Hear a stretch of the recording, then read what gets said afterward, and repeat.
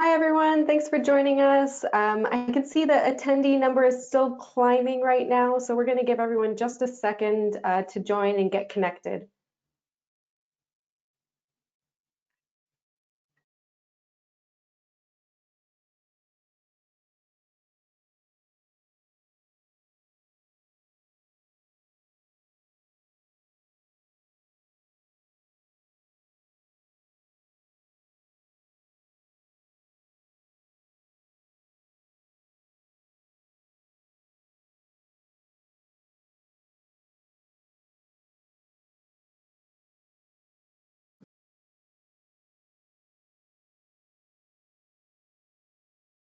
All right, it looks like we're leveling off around here. Yep. Okay. So thank you everyone for joining us today. I know there's a lot going on in the world right now, and so we really appreciate you choosing to spend your time with us here today. We're really excited about what we have to show you for our platform and some of the updates that we've made. So let's go ahead and get started. I want to take a second to introduce our speakers. Today we have with you Mark Vanderweide, who is the Director of Product Management. Mark has over 10 years of enterprise software experience, so he brings a lot of great perspective to the team. He's responsible for helping drive that overall vision for our products and making sure that you're all happy with the product that we put in your hands. We also have Gina Brower with us today, and she's the product manager for our payer and managed care space. Gina has over 25 years of healthcare experience, and she's really hands-on in making sure, just like Mark, that the product that you have does what you want it to do and that you're satisfied with that. So we put a lot of work into what we have to show you today, so we're really excited to be able to give you a demo of that. So today's agenda is pretty brief, but before I get to that, I just wanted to mention we are broadcasting from several different places today. Mark's out in Kansas, Gina is in Utah, and I'm out here in Omaha, Nebraska.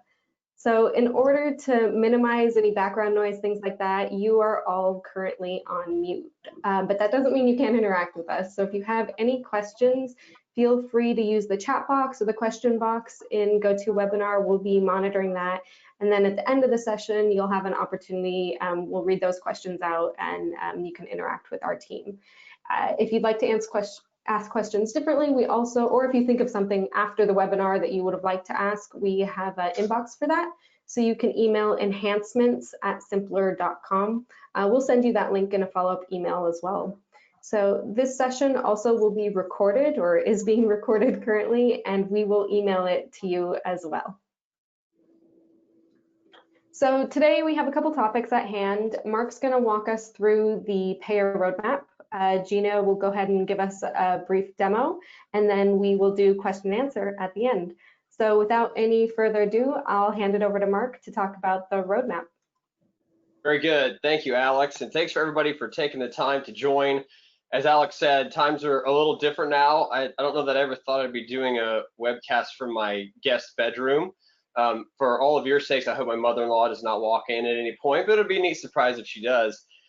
We're glad to join. So the highlighted today is going to be the demo. That's probably why most of you joined. We'll get to that quick. I'm going to breeze through very quickly our roadmap. And the reason we take a minute to do this is just to share kind of, as Alex said, the vision of where we're heading. And the reason I like to do that is to make sure from your perspective and our perspective, we like those to be aligned, right? We like to be clear and transparent about where we're going and why we're going there.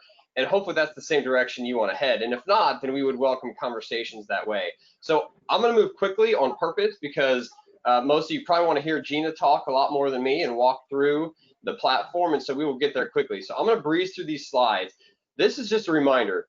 We exist basically to keep patients safe and to keep you operating efficiently. That's our mission. And I always start with that because that should drive all the decisions we make on the product. And so as we set the roadmap, as Gina and I and Alex, as we talk about where we're going, that's what we come back to. So ultimately, it is about the patient. This is why we do what we do. We try to keep patients in safe hands. And so it starts there. And as the story builds out, it expands. So whether you like to refer to them as members of your plans, that's great, or patients, you know, they're kind of synonymous terms. as a patient interacts in a health system, the network grows a little bit. They interact with different providers or any kind of people, and ultimately they're interacting then with organizations like yourselves. And so what we believe is managing that provider data is directly related to keeping patients in safe hands. And so I know in the day-to-day that can get lost a little bit in the shuffle. It does for us, and it might for you as well. But it's really important, I think, to draw it back to back, because again, that's kind of our plumb line of what drives us. So then as we think about how we as a software company, as symplr, handle that, a lot of it is around the provider lifecycle. And this is probably not news to anybody, so I won't spend much time here. But from the recruitment and onboarding through application and verification, credentialing and privileging, enrolling, contracting, all those things that happen, that's a part of it. And then typically patient care starts right after that. Hopefully it does. That's when it should happen. And it's ongoing, right? And then there's evaluation and monitoring, recredentialing. At some point, there could be termination. But this is kind of the cycle that the provider data lives in. And it doesn't need to look exactly like this. Our intent here is not to prescribe anything, but to just expose kind of where we all focus. Now, for us, where we like to boil that up then is to how do we focus on outcomes? Why? Because that's probably where all of you are focused, right? And everybody's are a little bit different. I'm sure each of your organizations has slightly different goals and KPIs. But ultimately, if we're the little blue box you see there, if we're not providing you actionable insights and helping you to make better decisions and giving you single source of the truth, those are the things we expect to offer you, right? That's our roadmap should drive those things as a benefit to you. And there's lots of ways we do that. All of you probably interact just a little bit different with our products, and that's okay. But things like workflow and then dashboarding, communications, and ultimately ecosystem integrations, all those play directly into the outcomes. So for us, then that folds into the solutions we offer. So these are terms you're used to, things like credentialing and contract management and privileging and payer enrollment and all those great things that talk about the capabilities of what we do. That's what symplr builds as solutions to solve problems and offer to you to get back to the efficiencies and helping you accomplish what you accomplish. And then one layer beyond that then is technology. Some of you might care a lot about this if you're more on the IT side. Some of you just want it to work. I understand that too. I always just want it to work as well. But it's something we have to think about, right? It goes into how, as you see from the bottom, we need to be secure. We need to scale with you. We need to have an architecture that you can trust. And then having a modern tech stack and user interface is really important. And all of those things, from your lens, I would love to just be assumptions. You just want them to work and work well, and that's how you should think about it. It's on us to make sure that that happens, but it does play into the roadmap. So one other element that we have here is our third parties and integrations. And we'll pop them up there. I'm not going to go into detail. Most of these probably look familiar to you, I'm sure, like ABMS and NPDB, CAQH, those are real familiar. Some of the others are getting more into specifics. You may or may not interact with them. The point is we're always trying to grow our ecosystem to benefit you, right? So it's helping, how can we partner around the ecosystem to accomplish things? We don't necessarily build everything, but in some cases we want to partner to better allow you to meet your goals. So that's just a little glimpse into how we do that. Now, as symplr looks at the portfolio, we usually talk about 5 kind of markets of solutions. And provider management is probably where most of you are focused, and that's great. But we also have provider credentialing services, which is our CVO, basically. If you haven't heard, we got into the patient safety market by an acquisition of a company called The Patient Safety Company. Did not leave any discrepancy in what they focus on. They're a Dutch company that is dabbling in the US, and we're going to help really get there soon because we feel patient safety is very related to the provider management space. We also focus in vendor management and then more on the workforce management side. So those are kind of the solutions that we work within. If you ever want to talk more about that, we're happy to go into detail. Today, it's just a glimpse.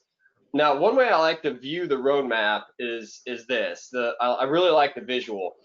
What we have focused on, and some of you have been involved in this with us, is trying to establish that the GRC, by the way, is governance, risk, and compliance. It's a term a lot of people use, but not everybody's familiar with it. It's okay. It's just kind of the broad term around the industry of what we're all doing. So what we say is there's probably some gold standards, the best way of doing it. What's the most efficient way to accomplish what we're trying to accomplish? And we believe that there's probably a way to do that, and we want to learn from you and others how to do that, and at the same time build out our product portfolio to facilitate that happening.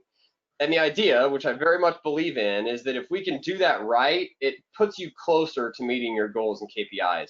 So again, this is a foundation of how we build the roadmap. We feel we have to understand what you're trying to accomplish, what the best way to do that is, and then have our products match that.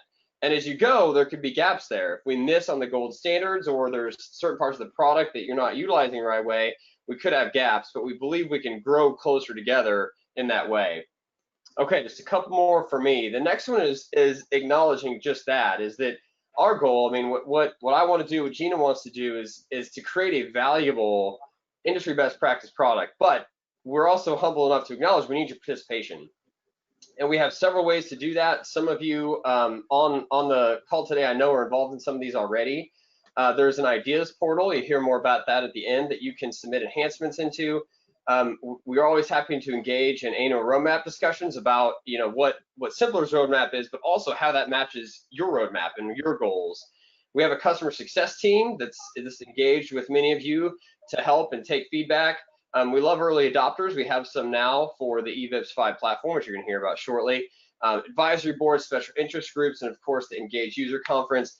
All of those are different ways we try to engage you in getting your feedback and your participation and guiding the roadmap. So again, if you'd like to talk more about those in the future, our info will be at the end, and we'd love to have you contact us. Okay, one quick checkpoint. So here's something we want to get in the habit of doing is go to what we told you we're going to do, and then tell you what we actually did, and then we'll tell you what we're planning to do. So frankly, it's a bit of accountability on us. It's perfectly reasonable that you would expect to hear, hey, you said you were going to do this. Did you do it or not?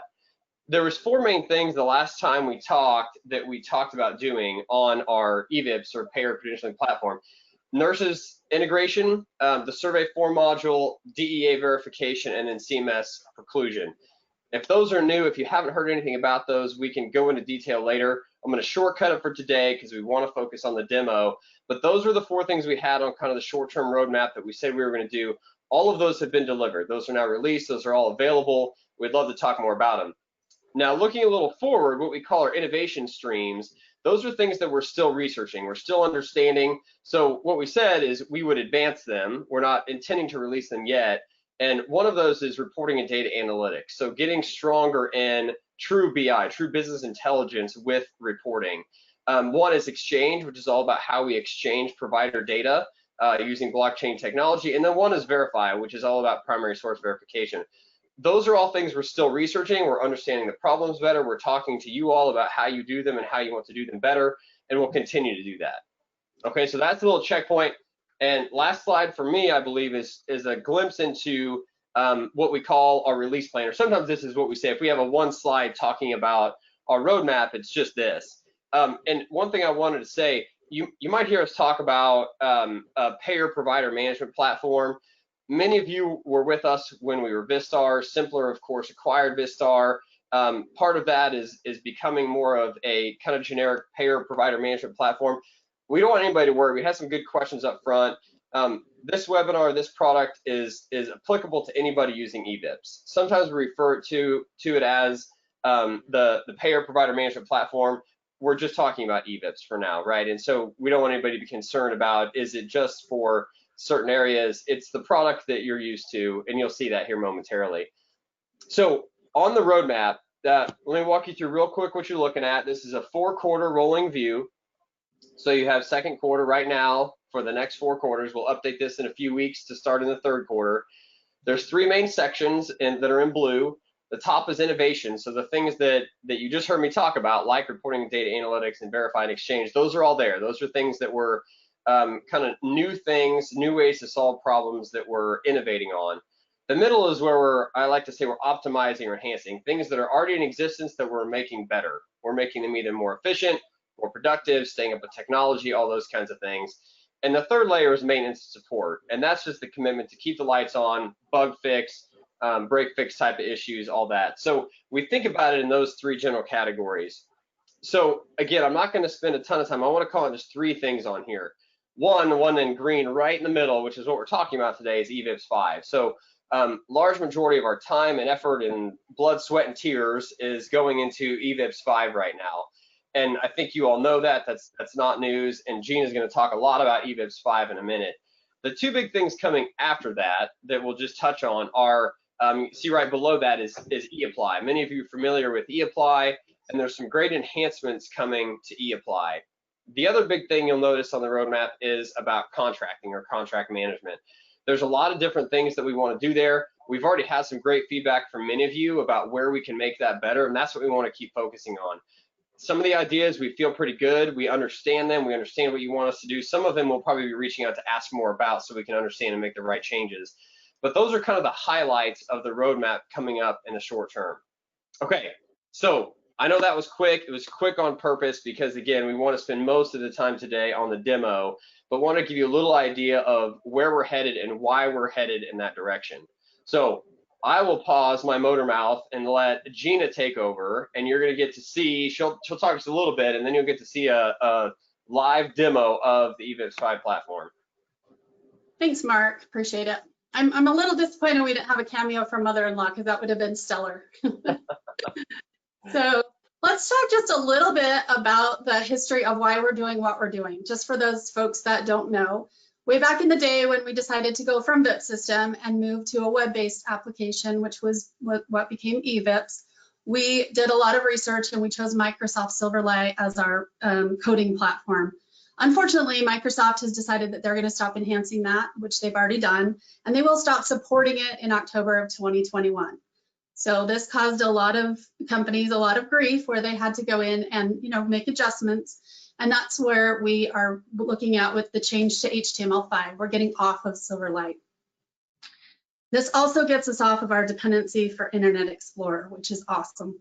There will be no support from Microsoft for Chrome, Firefox, or any browser on the Mac operating system for now. So we were only available on Internet Explorer 11. I know we've got some technical folks on the line, so we do want to talk just a little bit about this slide where we are moving also from HTML5. We're going to move over to Silverlight, and we're going to move from SOAP services on the right to REST services on the left. And I know a lot of technical folks, their first question is, they've got interfaces or reports and stuff, and does that change that? And it does not. So for now, we're actually going to continue our SOAP service support for an undetermined amount of time. The support won't go away. In fact, we're still going to be using that for our eApply, eSearch, and eStatus. The other thing that's nice about this change is that we become browser agnostic, and that means we no longer have to use Internet Explorer 11. We can use Chrome, Firefox, Edge, Safari. We've tested almost all of them, so it's a really good move for us. I'm going to go ahead and get to the good stuff. If I can find my little.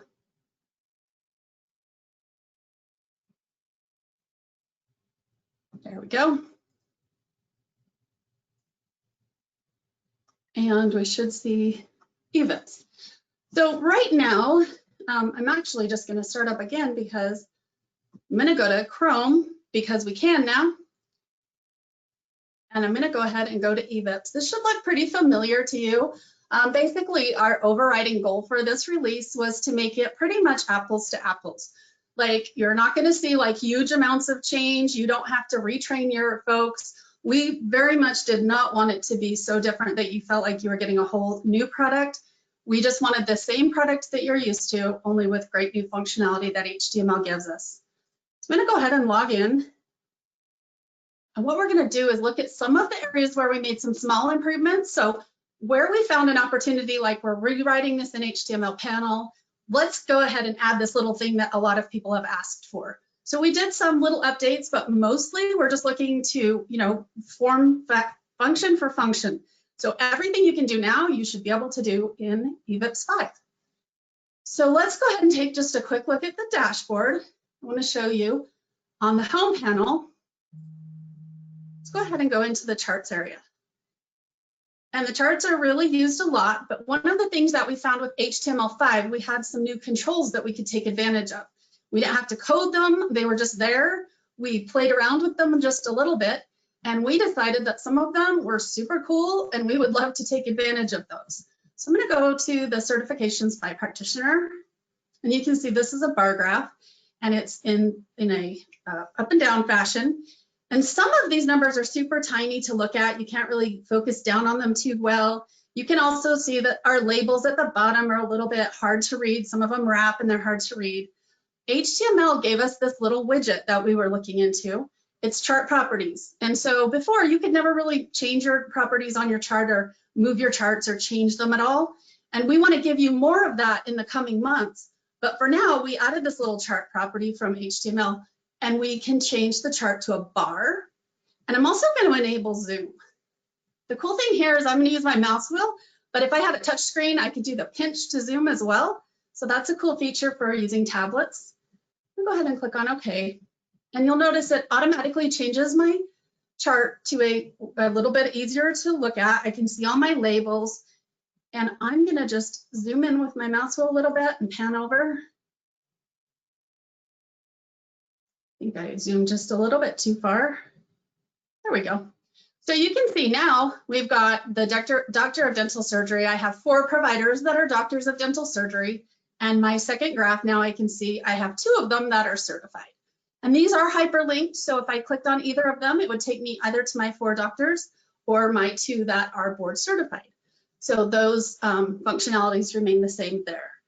One other cool chart item, I'm going to go to my practitioners, and you can see this is by my practitioner type, and this is similar to what you see now. However, in HTML5, we were able to make this list kind of a pick list, if you will.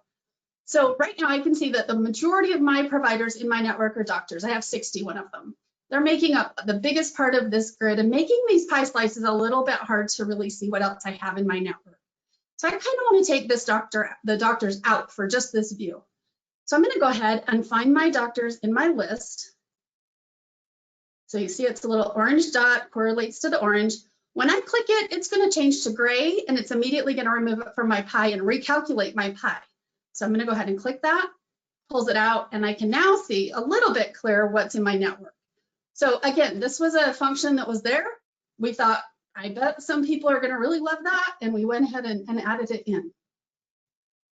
The wheel is also still hyperlinks.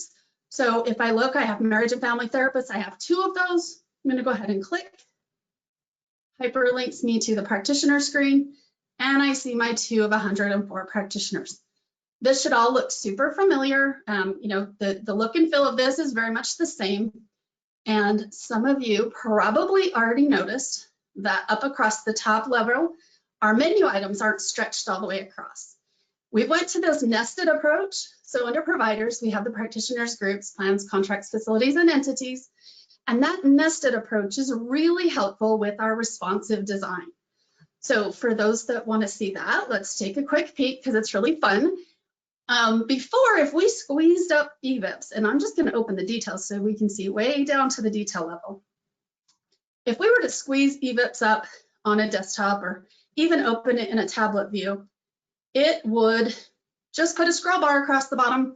So I could look at this stuff over here, and then I could scroll over and look at the stuff over here. But now that it's responsive, as we squeeze it up, you see what happens is everything just kind of adjusts itself and makes it much more user-friendly. So for different size devices, tablets, we've done a lot of work on tablets. We have done phones. I will say that the amount of data in eVIPs is so much that on phones, it's a little bit tricky. But in a pinch, you definitely could update something on your phone. So if you notice, these hyperlinks in the middle have gone to 2 levels. If we squeeze it even further, we'll see that they'll go to 3. So it's just very responsive.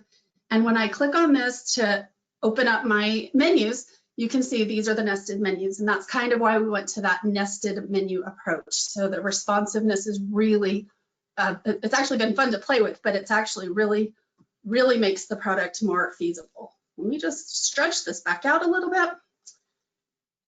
And one of the things that I want you to notice is all of your fields are still there. They look like they're the same order. So if you're used to logging in, tabbing 10 times and filling out a field, you will still log in, tab 10 times, and you fill out your field.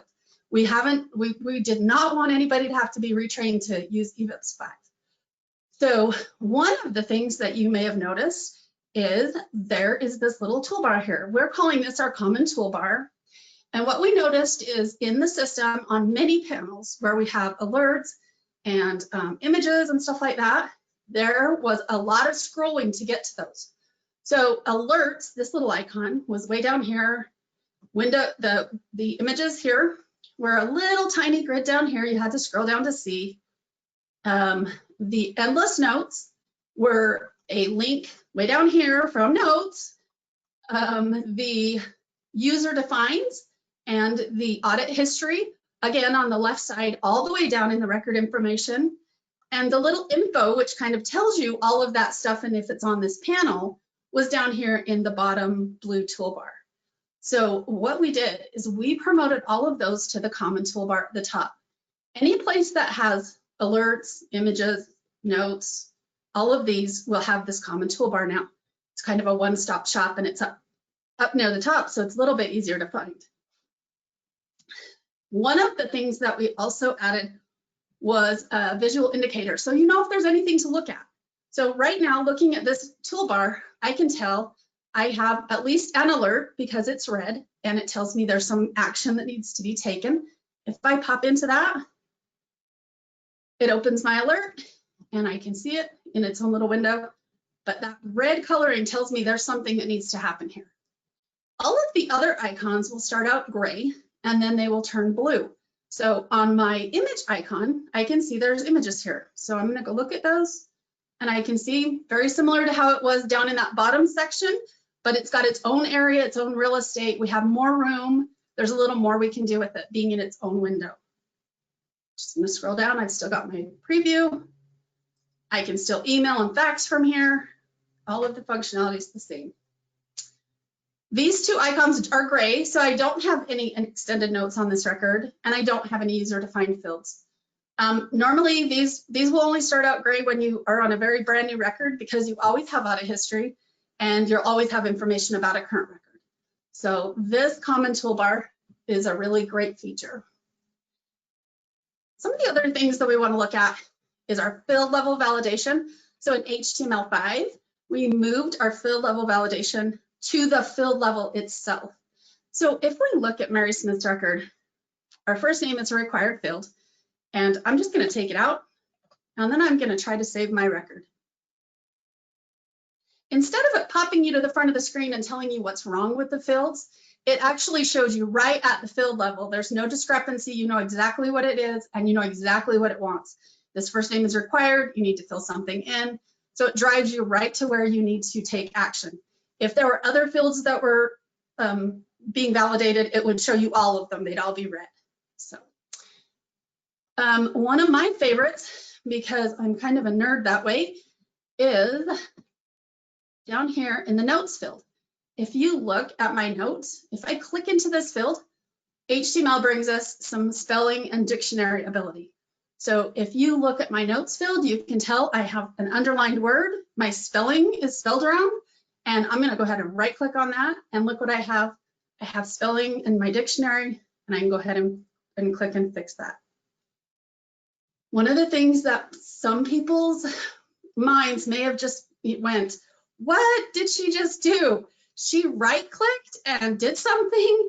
So in Silverlight, one of the biggest annoyances a lot of people would complain about was you would right click and you just get a little box that said Silverlight. You couldn't really do anything. And we all know right click does so many cool things. So with HTML5, we actually can bring the right click, copy and paste, and some other functionality into our right click. You could always copy and paste with Control-C, Control-V, but a lot of people are right click menu kind of people. So that one is really cool. Let's look at one of our early adopters absolutely said, please tell me I can still do Control F to find out my field information. I use it when I map reports, I use it when I'm creating subcodes, and I know Control F in browsers does other stuff. So what will we do? The good news is, let me just cancel real quick. The good news is we did not lose our control function to find what field you're in. So because Control F does do things in other browsers, we have Control Alt F, And if we do that in that field, it tells us at the bottom, this is the practitioner's table, and it's the middle name field.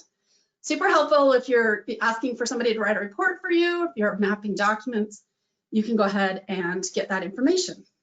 Our early adopter as well said, hey, it'd be super handy if I could copy and paste that into my mapping document and not have to retype it. So we were like, wonder if you could do that. Sure enough, we just copied it, right-clicked, copy, right-click, paste. There you go, easy to map. So very handy little tidbit there, and we're super happy to bring that back. Let me go ahead and move over to practices. I'm going to hyperlink from Mary's record. I'm going to go to her practice tab, and I'm going to click on ABC Medical and hyperlink over there. And what you may notice looks very similar. Some of you may have already noticed that all of your location information on the right is missing. So before, we had all of the practice at the upper level here, left side, right side location level with all the data that hung off of locations, which is a lot, which is why we promoted it to its own panel.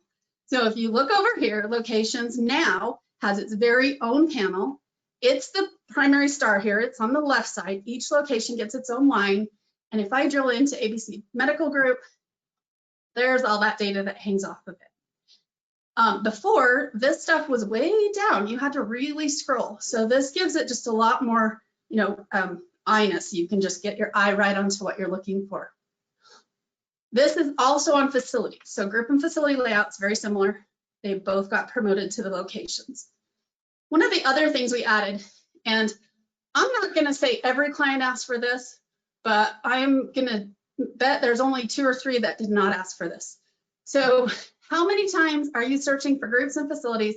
You need to do it by tax ID. You could always go into advanced search. So you're clicking, scrolling down, find your tax ID field, fill it in, click run. You've got it. It's great. It works. But if you do it 50 or 60 times a day, we promoted that to its own search panel. So up in the search panel where your quick search is on facilities and groups, tax ID. That's going to be a big time saver for a ton of people. Like I said, I can't think of hardly anybody that did not want that change.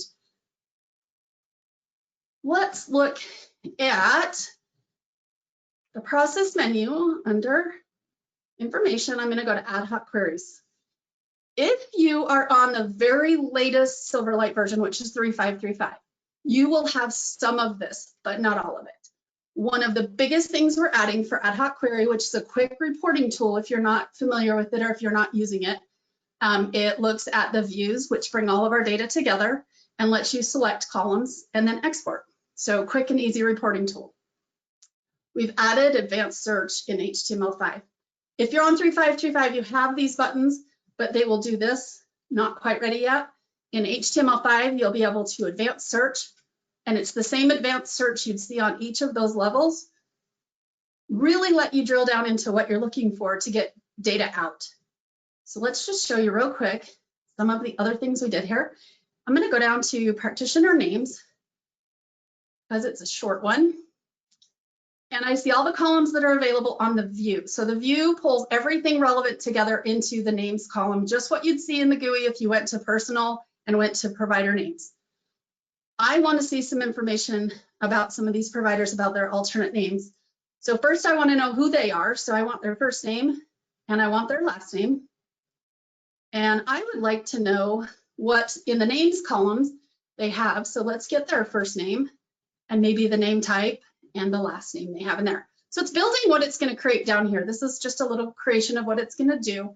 We also added a sort box. So if you look at the sort box, it's put all these fields that I've added over here. And I definitely want to know the practitioner's name, and I want the first name and last name. But I kind of want name type to be before last name and first name.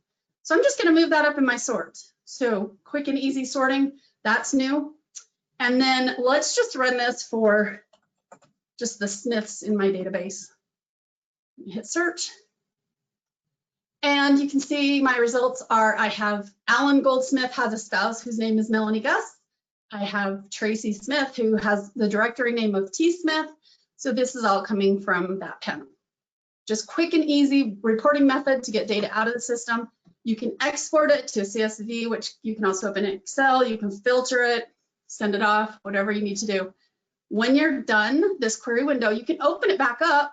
You can add another field if you realize you left something off, or you could take it away. You could also click on a new view and add more information. So you'd get another view would be added to what you're going to show down below. One of the HTML functions that we really, really love, and that is anywhere you see a multi-select column box like this. So not just here, but elsewhere in the system. If you notice, all the ones that I checked have moved to the top of the list. So if I realize that I didn't want one of these, maybe I don't want the practitioner's first name, I can just go to the top of the list, uncheck it. It falls back down alphabetically in the list, but quick and easy. So this happens throughout the environment. It's a really nice feature. Let's move back to admin. I just want to show you something quick on security. This one's been super helpful for a lot of users. Before, under your security panel, you could search by username. That was pretty much it. But now we've added the ability to search by role. So if you need to know everybody who's in a view only role, make sure that they're in the right role. I can now search by everybody in view only. Go ahead and search that. And I've got one person in that particular view or that role. The other thing that I really have liked is this active flag. So we have that everywhere in the system, but in the security panel, you're either active, which is approved, or you're unchecked, which is unapproved, and that's archived. So if you wanted to only see people that are archived, you can do that now. Or if you only want to see your active providers, your members that can log in, you can look here. So that's a really good feature. The last thing I think I want to show you is over on the home panel. All of this bopping around that I've been doing is being stored here in the recent activity. So that resets every time I log in. It is blank. Actually, it doesn't even show. You won't even see it at the very first. But it's a little creepy. It kind of watches what you're doing in the system and stalks you just a little bit. And it kind of keeps track of where you've been. If you're familiar before on the process menu under information, we had that last query. So it saved like your last 50 queries. It's kind of the same. And this is an area that you can quickly go back to something. So if you 10 minutes later realize, oh, I really forgot to do that, and I forgot to print that report or whatever it was, you can come here, see your recent activity, and hyperlink back to what you were doing before. So that's a really helpful feature.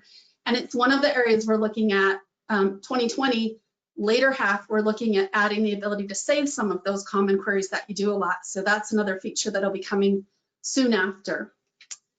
So I'm thinking that's kind of all I want to show you today in the HTML5 version. But what I'm really hoping that you took away from this overview is that you didn't see anything that made you go, I don't even know what this is. I don't know what I'm looking at. Everything you saw should have been very familiar, very minimally changed. And what I hope is that you're as excited to get this in your environment as we are to get it to your environment. So appreciate the time, and I'm going to turn it back to Alex.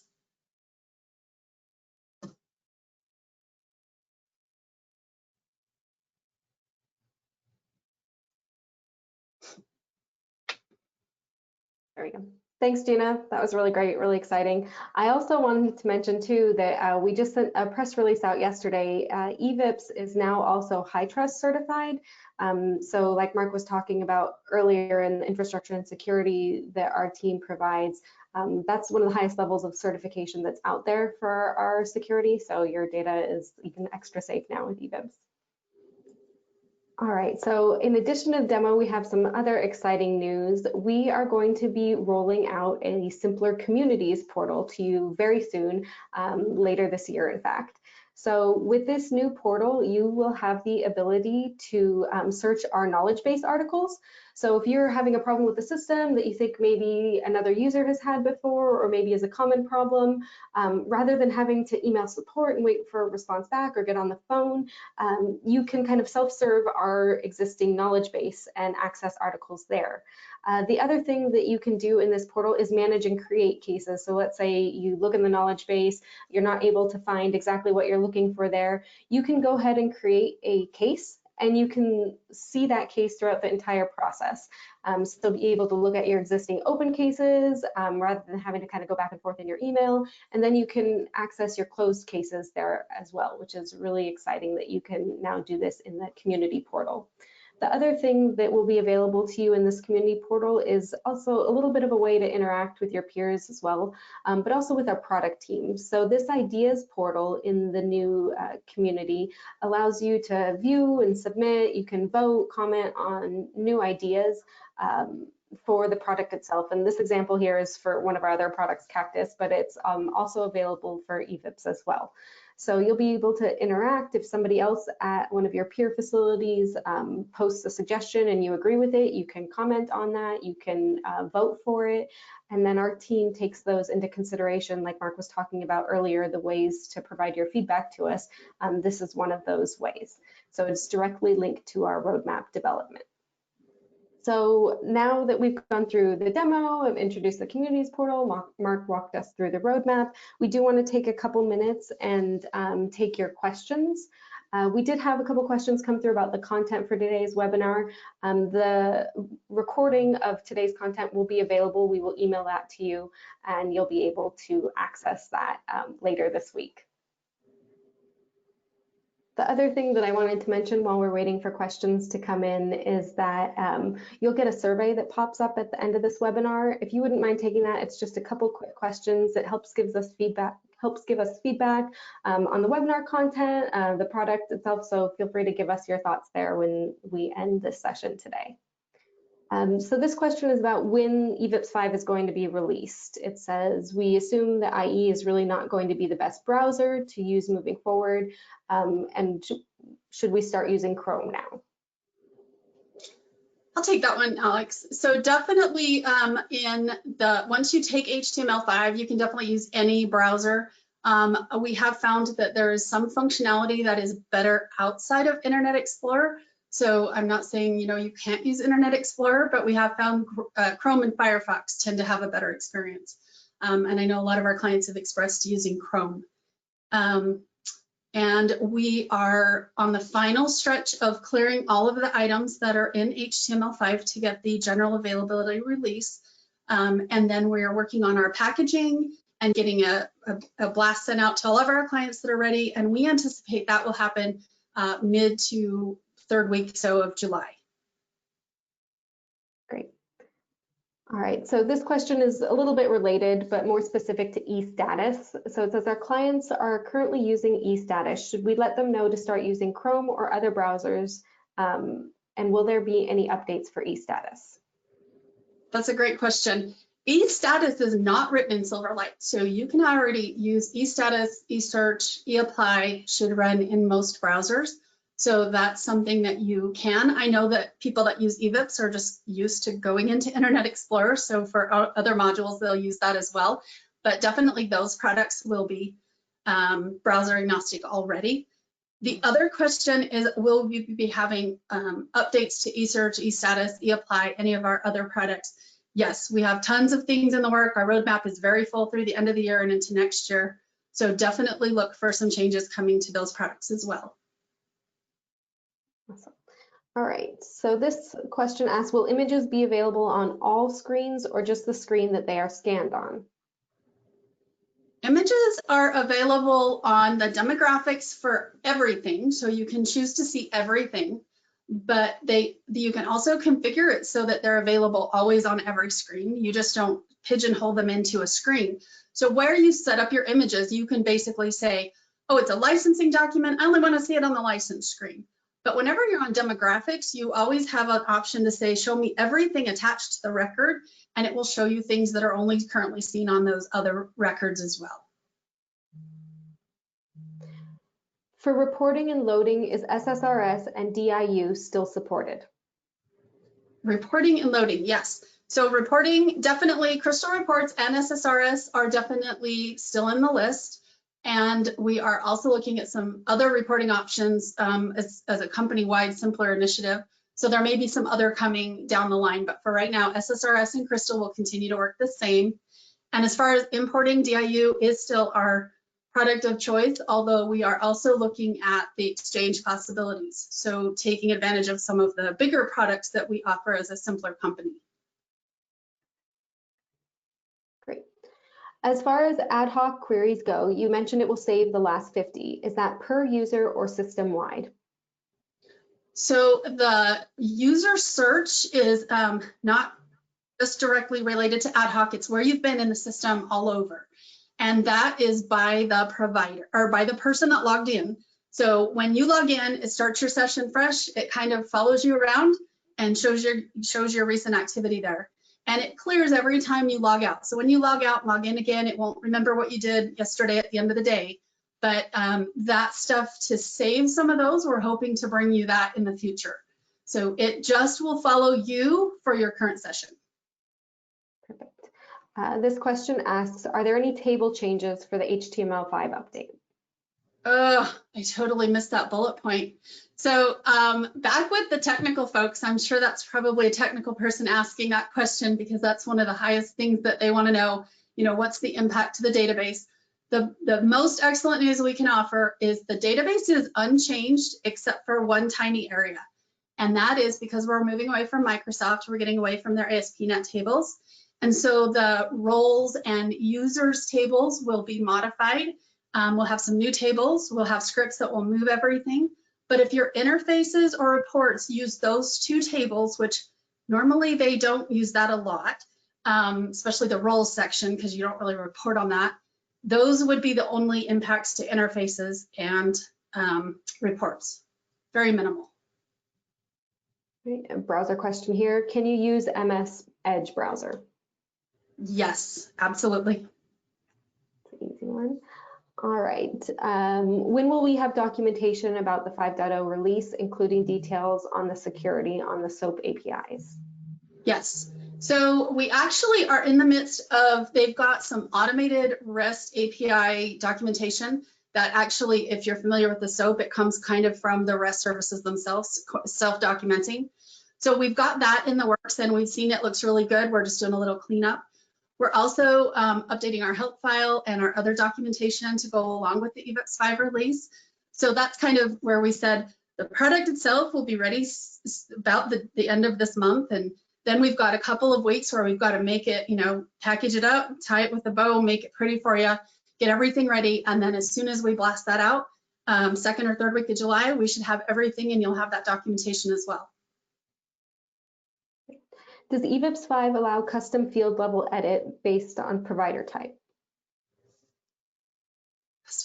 No, it does not do it based on provider type, but that is a thing that we have talked about. We've had a couple of requests for clients where depending on either what your role or what the provider type is about, doing some further stuff there. So that is on our, that's kind of like the ideas portal. It's in that, like, kind of reviewing it and seeing what the possibilities are. And again, HTML5 has opened up a lot of the stuff before where we just said no. We are revisiting a lot of those where we're saying, oh, HTML5, this may be a yes. So we will be looking at that in the future. Great. I can take this one. This is about the community portal and when it will be available. So we will start beta testing the community portal at the end of next month with eVIPs customers, which is really exciting. And then from there, that typically takes about a month and a half to beta test, make sure we have all the kinks worked out from there. And the rollout will occur kind of on a phased basis throughout the rest of this year. It takes time to get the knowledge articles and make sure that everything's working and tested properly, but that will be available as soon as we finish those first initial tasks. All right. Will we be doing a demo of the contracting module and updates to that due to HTML5?